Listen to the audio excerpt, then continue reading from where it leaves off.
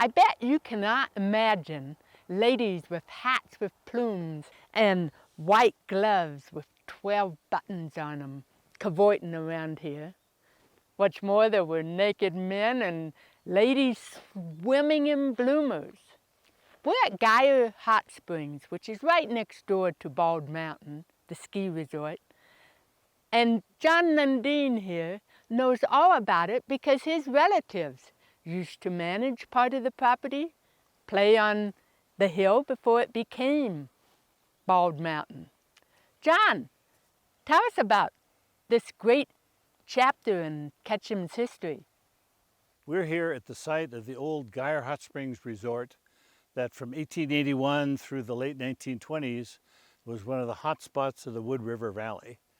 What you see behind me is a very conspicuous long pipe, and that came at the very end of the Geyer Hot Springs era. It started in 1881 with the silver mine. There was a huge boom that brought tens of thousands of people pouring into the mountains of Idaho.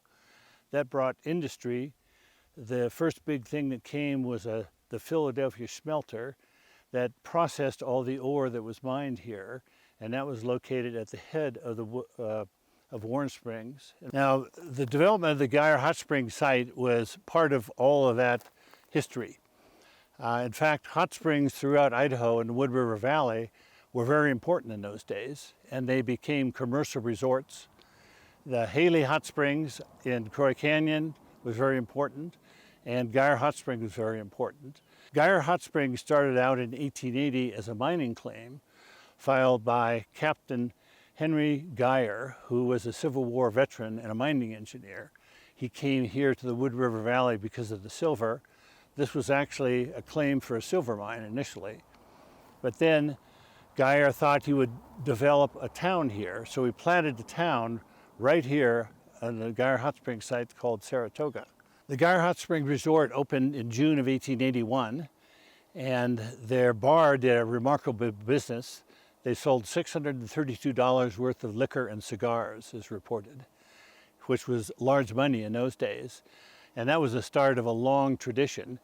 It was mainly only open as a resort in the summertime, although there's some great old pictures of people skiing here in the late 1800s using their traditional ski gear that they used in those days. So in the 1880s, when mining was in the heyday, it was operated by Lewis and Geyer. About 1884 or 1885, Lewis and Geyer had a dispute about the philosophy of management here. Lewis described it as a dispute over liquor, basically. Mrs. Geyer was a teetotaler and didn't like selling liquor here, and that was a large basis of the business. And Lewis said he liked the rowdy plan for it, and the Geyers liked the temperance plan. But Lewis ended up selling out his interest, and Mrs. Geyer, from about 1884 through the late 1890s, actually managed the facility either directly or through lessees. In the 1880s and 1890s, the site was improved several times. The hotel was added onto, they had stables. They built a very large outdoor dance floor that became very important to the local community. They had a dining room that could seat 250 people, and this became the site of all the important social events, or many of the important social events for Ketchum and the North Valley. Behind me, you'll see what looks to be the remnant of an old bridge. They actually had a major bridge across Warm Springs Creek behind me to the other side, and they had extensive waterworks set up. The hot springs water was about 140 degrees, which is obviously much too hot to bathe in or swim in. So they had to erect a water wheel that took cold water from the stream and they mixed it with the hot water from the springs. We'll be back with more on Geyer Hot Springs in just a moment. Let the event dazzle your guests by creating a sensational experience. Let the event take your party over the top. EnterHealth MD is family medicine like it used to be, affordable, personal, and looking to the future.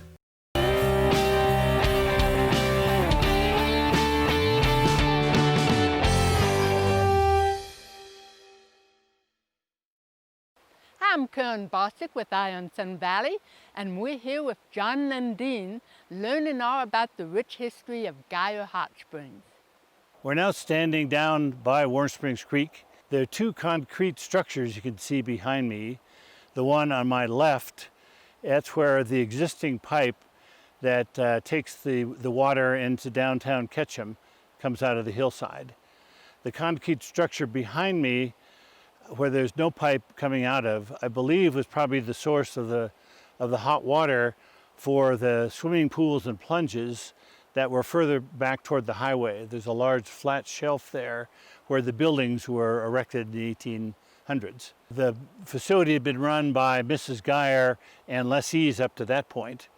Captain Geyer, who was a mining engineer, spent most of his time and career working in South America as a mining engineer, particularly Peru and Chile, and he would come back every couple of years to visit here. But it's basically his wife who ran the operation. So in the teens, this was once again one of the premier showplace resorts in the whole state of Idaho. It was again advertised significantly by the Oregon Short Line Railroad.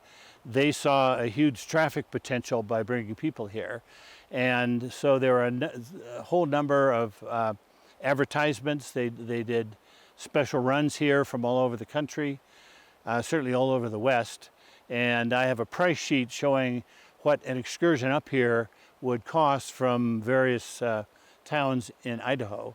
And it wasn't cheap. It was, for example, about $14.50 to come from Twin Falls, which in 1915 would certainly be a lot more than it is now. During the teens and the early 20s, it maintained its status. Now, it was pretty much closed down during World War I, but it was reopened after the war. And this is where my family's personal connections come in. My great-grandparents, Matt and Isabel McFall, moved to Bellevue, Idaho in 1881 for the Silver Strike. And we were early pioneers in the area. In 1893, during the Silver Depression that closed down mining in the Wood River Valley, they moved to Shoshone and built the McFall Hotel, which was the large railroad hotel. The structure still stands. We're coming to the end of the saga of the Geyer Hot Springs Resort. It closed down during World War I, as I said. It was attempted to be reopened after World War I, but the area had changed. Even though the rest of the country was in the midst of an economic boom, Idaho was suffering from an agricultural depression, and it was very poor. So it struggled in the 20s. In the late 1920s, a man named Charles Brandt, who would run J.C. Penney stores in Shoshone and Haley, decided to buy Geyer Hot Springs. But he realized it was in a difficult place. The road from Ketchum out here was not well maintained, so he decided to relocate in downtown Ketchum. And he built what was called the Bald Mountain Hot Springs Resort, or Lodge. And that opened in 1929 and lasted really until 1996, when it was torn down. That is where the Limelight Hotel is located now. Now, Brandt bought the facility here not for the buildings, but for the water resource. And one of the things he did is that he spent $25,000 installing a pipe, that the one you've seen behind me in these films, down Warm Springs Road, down Main Street to the side of the Bald Mountain Hot Springs Lodge. And he used it to heat the buildings to the lodge. And he had a very large swimming pool they called a natatorium, and that was all hot springs water. And that swimming pool was open, as I said, at least through the 80s and early 90s. And there were many, many Ketchum natives, kids who learned to swim there. I took my kids swimming there in the 70s and 80s when they were young. It was really a major institution. So in 1937, Charles Brandt decided to tear down the grand old hotel here that was built in 1914 and reassemble it in downtown Ketchum. And he did that 2 blocks north of where the Bald Mountain Hot Springs Resort is located. And that was a brand new hotel, high-end, took part in the gambling that was the mainstream of the economy of Ketchum in those days. And there's some great pictures of what it looked like. Unfortunately, it was burned down in 1939. It was a big wood structure like so many of them, and it didn't survive. Dang! I would have loved to have been back here and swam in Geyer Hot Springs, tiptoe across the dance floor, and I bet you would have too. Many thanks to John Lundin for presenting a slice of Sun Valley history. My name's Karen Bossick. I'm with Eye on Sun Valley. Until next time, I'm keeping my eye on Sun Valley for you.